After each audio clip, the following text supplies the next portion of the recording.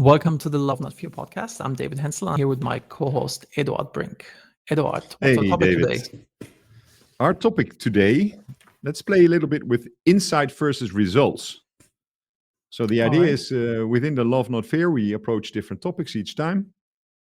And let's talk about what it is, what are insights and what are results and how do they matter and how do they differ.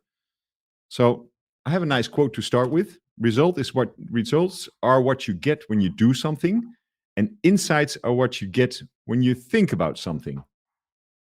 I think you also get insights when you do something, and then let's say if you don't get the result that you wanted, you at least get insights, right? Kind of like from the ideas like if you fail, first attempt in learning, FAIL, that is the takeaway. So you always get some insights if you're open-minded, if you're not defeated, and if you attempt to do it again.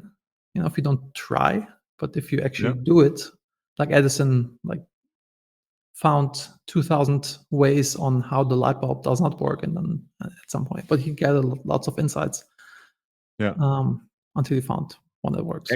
Nice example, me being a light guy. So Edison was the first one not only to invent the light bulb, but to actually think of how to implement it and taking steps towards that, towards getting light in the houses.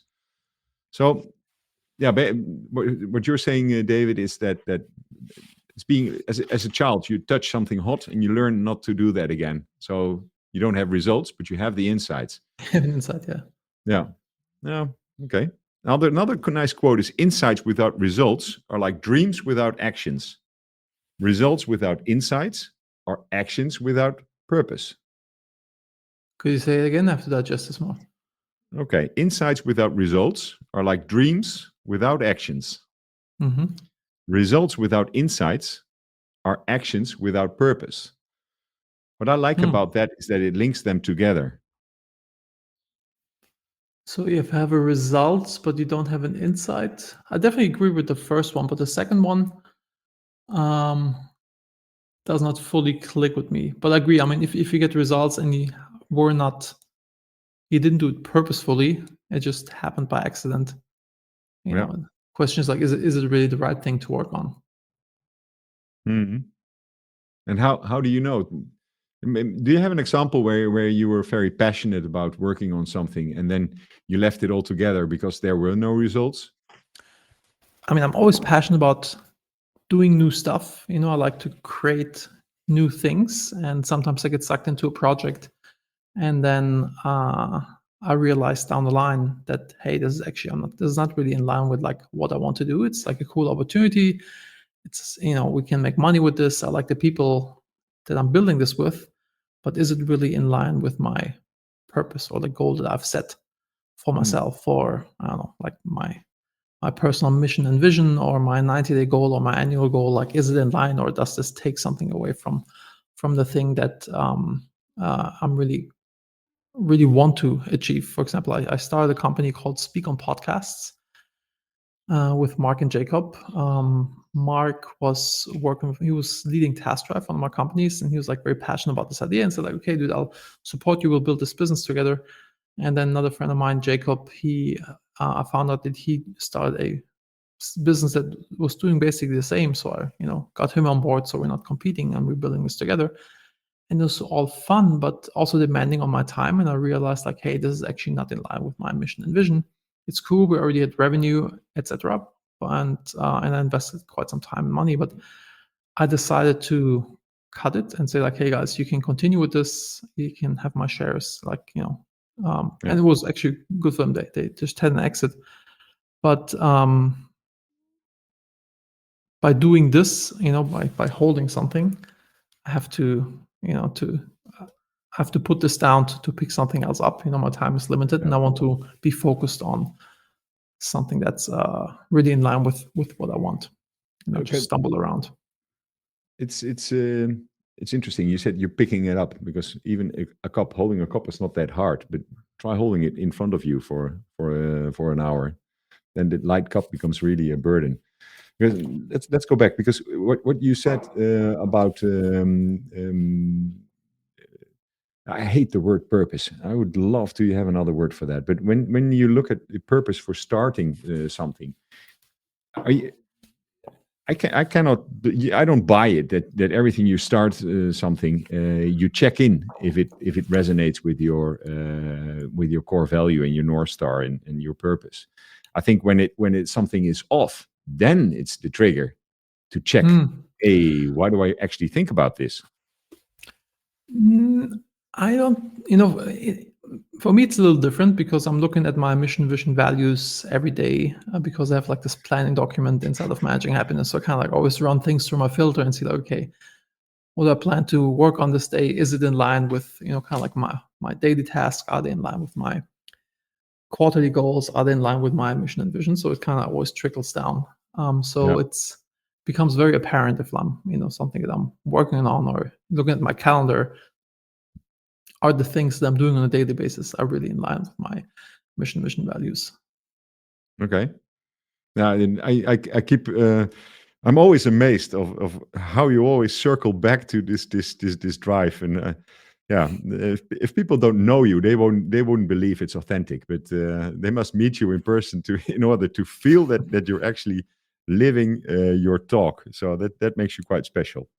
And by the way, thank you for these podcasts. I this morning I was riding my bike to work, and I really said, okay, I'm looking forward to this. I enjoy this because it is also a way to structure my thoughts, and I find myself making notes in Notion for things that I can use in later podcasts. So it's like this shelf I can put thoughts on. That's I'm really thankful for us for doing this. Okay, let me throw another quote at you. Insights are the seeds of innovation. Results are the fruits of execution. But sometimes, of course, then you talk about fruits. Sometimes you need to prune the tree to make it grow better. But insights being the seeds and results are the fruits. I kind of like that. Makes sense. And I also like the pruning idea because you want to make sure what you only have a limited amount of time and resources, and you want to make sure a few things go really big, versus like if you have some gunpowder, you have a certain amount of gunpowder. If you put a little bit everywhere, it's going to be like, but no big boom. Yeah. But for entrepreneurs, there's not a school where you learn how to prune. Sometimes you prune too much. You might have killed a brilliant idea right in the bud, and otherwise you're way too late. And you'll always know the little voice inside always tells you when you've been too late, and that is often the case. I think talking about pruning in entrepreneurs, the biggest issue I see is the sunk cost fallacy. Like if you build something, you think, oh God, I invested so much into this, and it's the wrong thing, but you still keep going because you invested so much into it. Like having the balls to actually cut something like this. I think this is like the biggest, because you invite so many projects into your life, and then you have a hard time to say, okay, this one we're not going to do this, even though you invested time and money into it already, and then you can get stuck with this. So let's circle back to the topic: insight versus results. What happens if you focus on results too much? When is it time to lay down the axe and start sharpening it? And when is it? What are your ideas on that? I guess it's, for me, the big reflections is like definitely once a quarter, looking back at like, what did I accomplish over this quarter? Is it really in line? Did I hit the mark on the things that I was set out to do? Also on my weekly planning sessions on Sundays, I look at my last week, and I rate myself from 0 to 10. How did I do in my professional life? How did I do in my personal life? How did I do in my family life?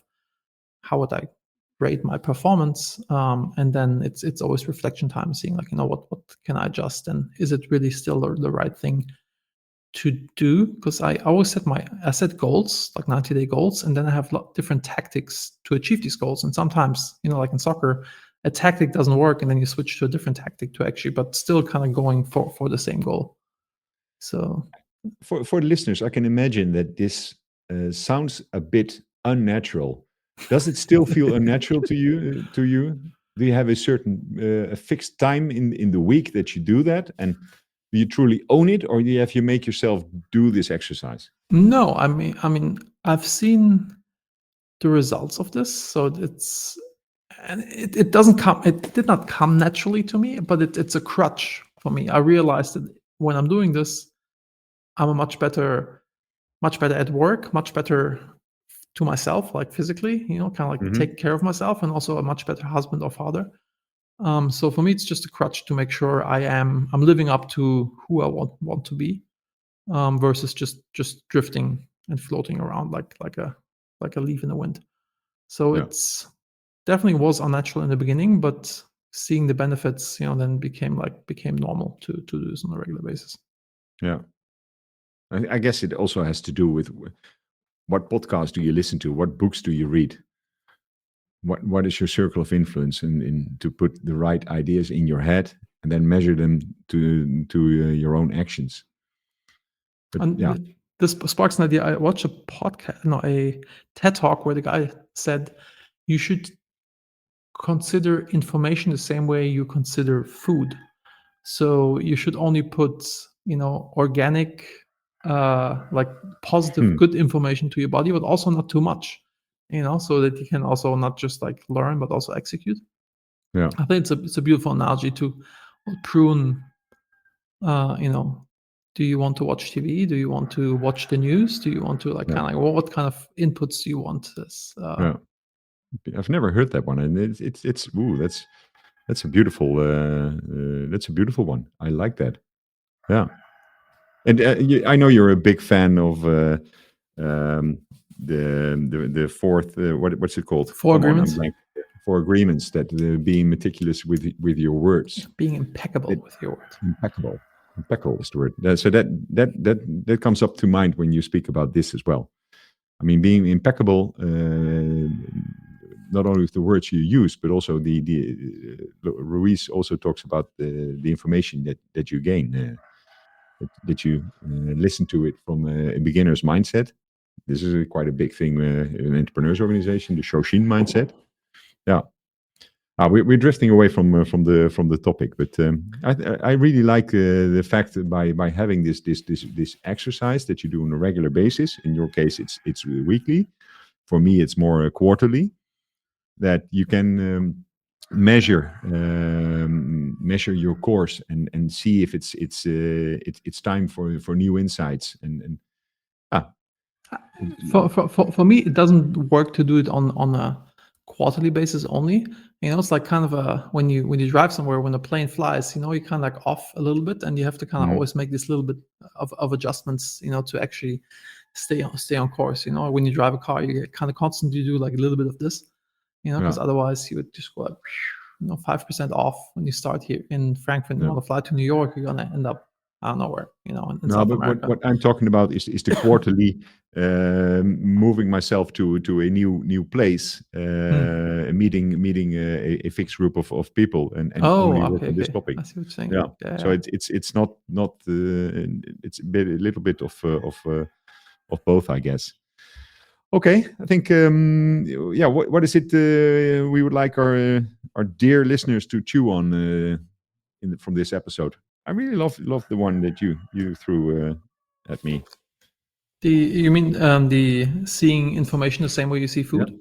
Yeah.